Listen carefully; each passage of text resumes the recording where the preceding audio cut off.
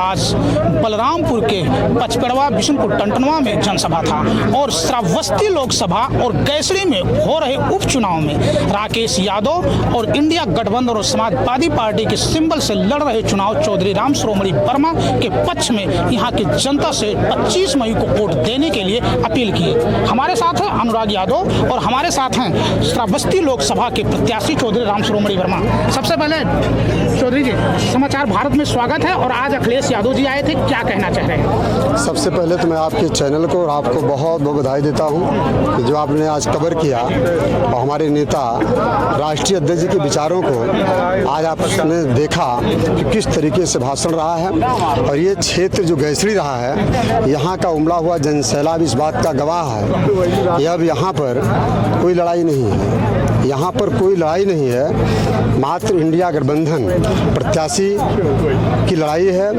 और पूरा पक्ष जो एक पक्षीय दिखाई पड़ रहा है कि आज इंडिया गठबंधन के पक्ष में केसरी की जनता और लोकसभा में पूरे जनपद बलरामपुर श्रावस्ती की जनता खड़ी है। और हमें लगता है कि 25 मई को जब मतदान होगा तो उत्तर प्रदेश में चुनाव जीत करके जाने का काम छोटे भाई राकेश यादव जी करेंगे और देश की पार्लियामेंट में चुनाव जीतने का काम इंडिया गठबंधन के प्रत्याशी के रूप में मैं करूंगा और देश की सरकार बनने जा रही है। चुनाव आप जीतते हैं, गैसड़ी विधानसभा या श्रावस्ती जो लोकसभा है अति पिछड़ो जिले में है, यहाँ पे भारतीय जनता पार्टी के स्वर्गीय अटल बिहारी वाजपेयी, नानाजी देशमुख जैसे दिग्गज नेता चुनाव जीत करके गए थे। यहाँ पे विकास के बदले में यहाँ विनाश करके गए, यहाँ पे भूखमरी, कुपोषण, अति पिछड़ा जिले का तमगा दे करके गए। अगर आप चुनाव जीतते हैं तो विकास के प्रमुख मुद्दे क्या होंगे?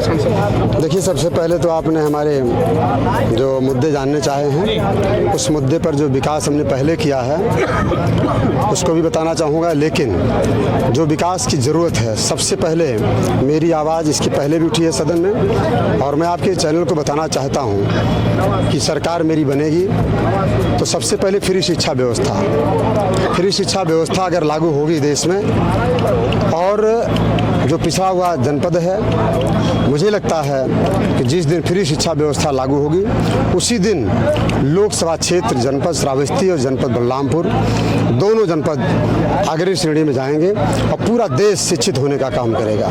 साथ साथ जिस तरीके से हमने यहाँ पर पिछड़े हुए क्षेत्र में, चाहे वो रेल लाइन का मुद्दा रहा हो, हमने रेल लाइन पास कराई है और श्रावस्ती में लगभग सीमांकन हो रहा है। दूसरा, हवाई यात्रा की शुरुआत हुई है। तीसरा, बलरामपुर हमेशा जाम की स्थिति में बना रहता था, 516 करोड़ रुपए की लागत से बाईपास पास हो गया है। उसके साथ साथ जिस तरीके से मेडिकल कॉलेज नहीं था और मैं लोकसभा में और प्रदेश की सरकार को पत्र लिख करके मैंने दिया था कि मेरे क्षेत्र में एक मेडिकल कॉलेज बनना ज़रूरी है और मेडिकल कॉलेज भी मुझे मिला।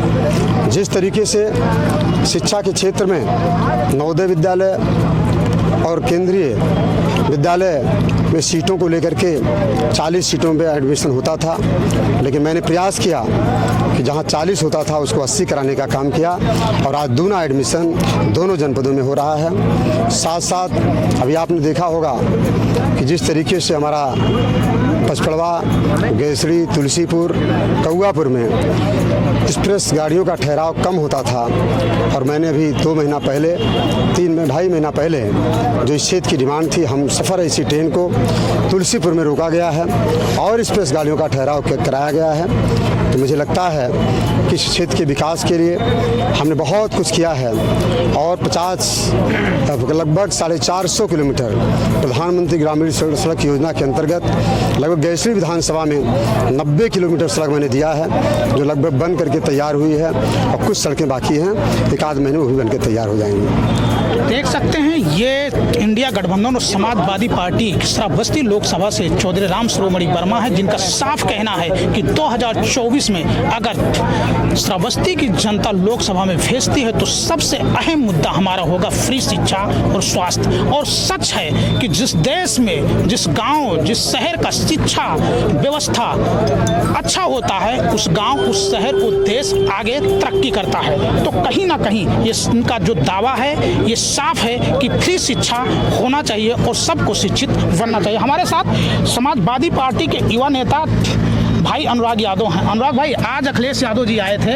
जी। आप लोग थे जनसभा में, उन्होंने संबोधित किया, इसको लेकर के क्या कहेंगे? विधानसभा के लिए वोट महिमा कहें, लोकसभा के लिए चौधरी राम शिरोमणि वर्मा के लिए क्या कहना चाह रहे हैं इसको लेकर? देखिए, समाजवादियों का इतिहास रहा है कि उन्होंने हमेशा सच बोलकर राजनीति की है जी। और आपने देखा होगा कि हमारे राष्ट्रीय अध्यक्ष जी ने जो भी कहा वो पूरी तरह सच ही कहा। जी। रही बात विधानसभा उपचुनाव की और लोकसभा श्रावस्ती की, तो काउंटिंग केवल एक औपचारिकता है। जिस तरह का जनसमूह यहाँ दिख रहा है, ठीक लोग जाति धर्म पार्टी से ऊपर उठ करके माननीय सांसद श्री चौधरी राम शिरोमणि वर्मा जी के साथ खड़े हैं, बड़े भाई राकेश यादव के साथ खड़े हैं। हम लोग तन मन धन से उपचुनाव भी जीतेंगे और लोकसभा का चुनाव भी जीतेंगे। यहाँ पे भारतीय जनता पार्टी के प्रत्याशी चुनाव लड़ रहे हैं। उनका जो कुनबा है वो हर जातियों का सम्मेलन करा करके अपने पाले में लाने के प्रयास कर रहे हैं। काफ़ी मुस्लिम वोट भी उनके पाले में काफ़ी लोग उनको ज्वाइन कर लिए हैं। वहीं समाजवादी पार्टी से स्वर्गीय शिव प्रताप यादव के बेटे पुत्र राकेश यादव को सिंबल मिला है। लड़ाई किस तरीके से देखते हैं इसको? देखिए, भारतीय जनता पार्टी का इतिहास रहा है कि इसने हमेशा भाई भाई को लड़ाया है, कभी जाति के नाम पे, कभी धर्म के नाम पे, कभी मंदिर के नाम पे, कभी मस्जिद के नाम पे, कभी पार्टी के नाम पे। इनका उद्देश्य ही है कि लोगों को बांटो और राज करो। लेकिन अब गैंसड़ी की जनता, लोकसभा श्रावस्ती की जनता पूरी तरह जागरूक हो गई है। वो इनके झांसे में आने वाली नहीं है। पूरी ईमानदारी के साथ वो इंडिया गठबंधन को वोट कर रही है और बम्पर वोटों से हम उपचुनाव और लोकसभा का चुनाव जीतने जा रहे हैं। तो देख सकते हैं ये समाजवादी पार्टी के युवा नेता और राकेश यादव जो यहाँ पे समाजवादी पार्टी के गैसड़ी विधानसभा के प्रत्याशी हैं, उनके साथ कदम से कदम मिला करके उनके लिए कैंपेन कर रहे हैं और वोट विधानसभा और लोकसभा के लिए मांग रहे हैं। लेकिन अब 25 मई को यहाँ इलेक्शन है और 4 जून को रिजल्ट कब पता चलेगा, तब देखा जाएगा कि आखिर किसके भाग्य का किस्मत ईवीएम से खुलेगा और किसके भाग्य का किस्मत ईवीएम से बंद होगा।